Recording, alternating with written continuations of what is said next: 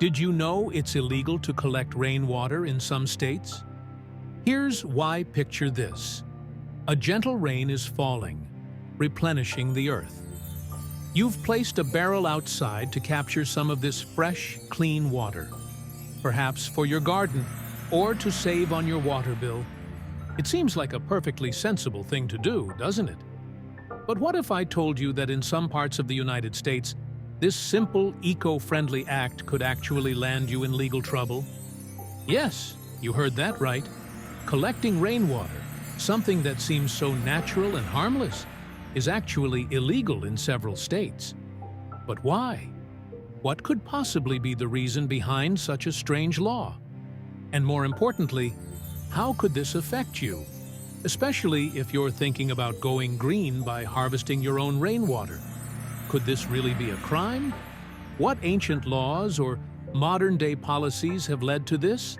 And how did something as simple as collecting rainwater turn into a legal battleground? In this video, we'll uncover the surprising reasons behind these laws, explore the real-life consequences some people have faced, and reveal whether you could be next. So make sure you watch until the end, because what you'll learn might just change the way you think about water and your rights to it. To understand why collecting rainwater could be illegal, we need to journey back in time. Water has always been a precious resource, essential for life and survival. Ancient civilizations knew this well, and they developed intricate systems to capture and distribute water. Think of the massive Roman aqueducts, or the sophisticated irrigation channels of ancient Egypt. Water was power, and controlling it meant controlling life itself.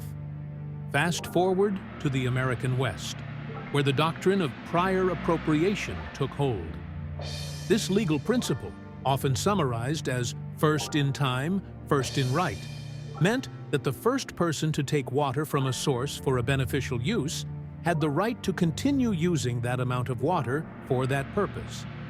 Over time, this created a complex web of water rights, where every drop was accounted for, and even the rain falling from the sky became part of this system. But here's where things get really interesting. You see, when rain falls, it doesn't just disappear. It's part of a larger, interconnected system.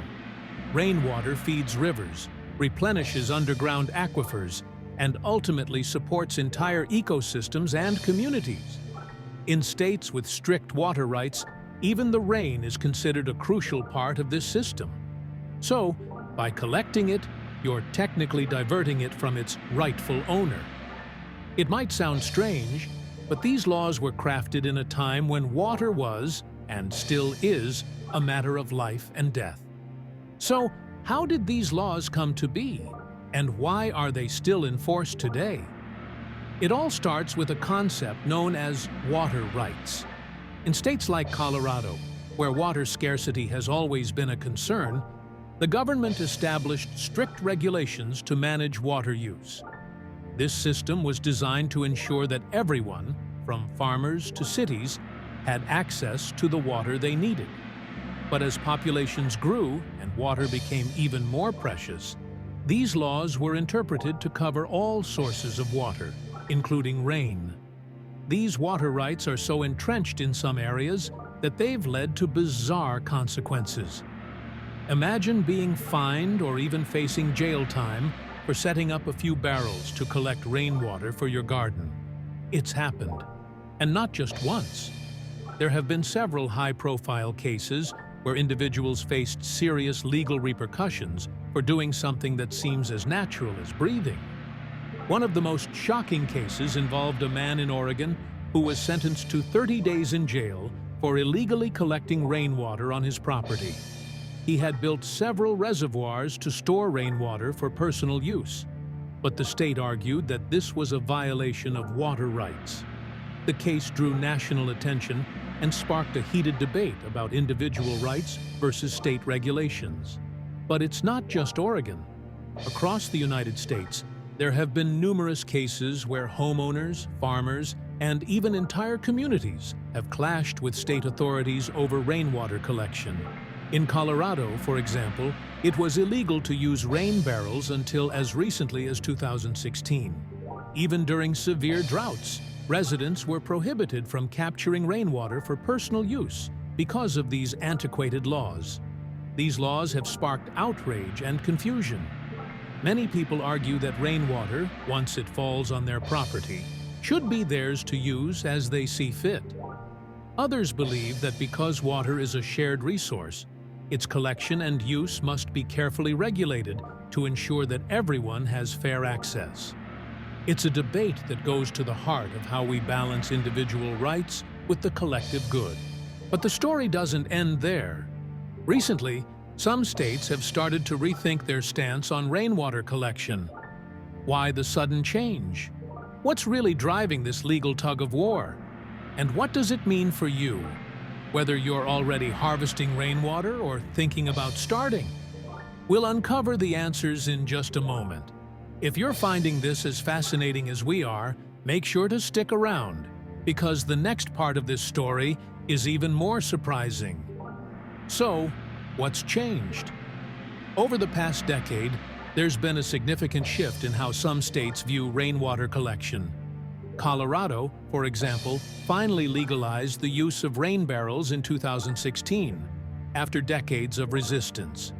The law now allows residents to collect up to 110 gallons of rainwater for use on their property. Meanwhile, states like California have gone a step further, actively encouraging rainwater harvesting as a strategy to combat drought and promote sustainability.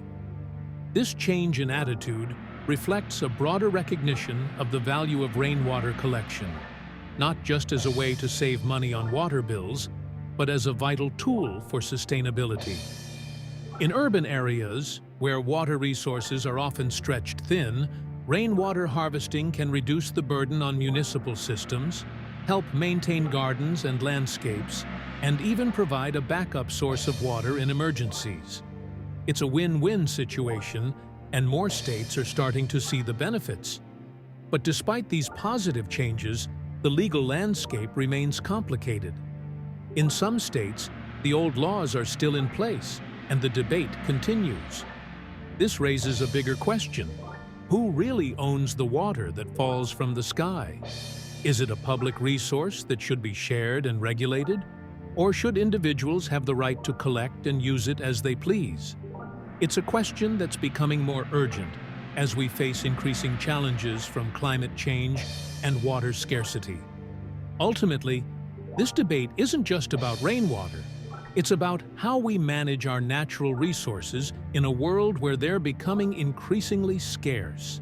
It's about whether we value individual rights over communal responsibility and how we can find a balance that ensures everyone has access to the water they need. So, what's your take? Should rainwater collection be regulated to ensure fair access for all? Or should you have the freedom to use what falls on your property?